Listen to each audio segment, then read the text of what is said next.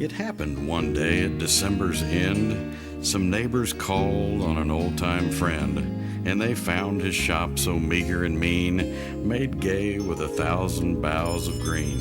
And old Conrad was sitting with face ashine when he suddenly stopped as he stitched a twine and said, "My friends, at dawn today, when the cock was crowing the night away, the Lord appeared in a dream to me and said, 'I am coming, your guest to be.'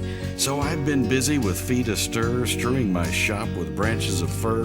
The table is spread and the kettle is shined, and over the rafters the holly is twined. And now I'll wait for my Lord to appear, and listen closely so I will hear his steps as he nears my humble place. And I'll open the door, and I'll look on his face."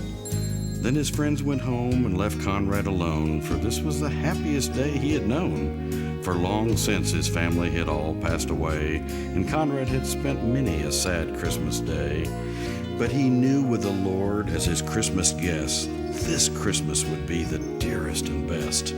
So he listened with only joy in his heart, and with every sound he would rise with a start, and look for the Lord to be at his door, like the vision he'd had a few hours before.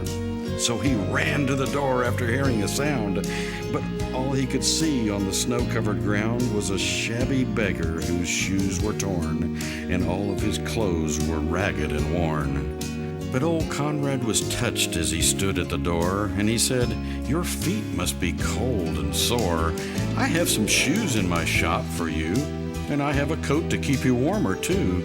So he hastened, in order his needs to meet, with a coat for his back and shoes for his feet. And with grateful heart the man went away. But Conrad noticed the time of the day, and he wondered what made his dear Lord so late, and how much longer would he have to wait. Then he heard another knock, and he ran to the door, but he found it was only a stranger once more, a bent old lady with a shawl of black and a bundle of kindling piled on her back. But she asked only for a place to rest, a place that was reserved for Conrad's great guest. But her voice seemed to plead, "Don't send me away. Let me rest for a moment. It's Christmas Day." So she sat at his table to rest for a while, and the hot tea he poured her was met with a smile. And when she had finished, she got up to leave, having regained her strength from the kindness received. But after she'd left, he was filled with dismay, for he saw that the hours were slipping away, and the Lord had not come as he said he would. And Conrad felt sure he had misunderstood, when out of the stillness he heard a cry, "Please help me and tell me, where am I?" So again he opened his friendly door, and he stood disappointed as twice before.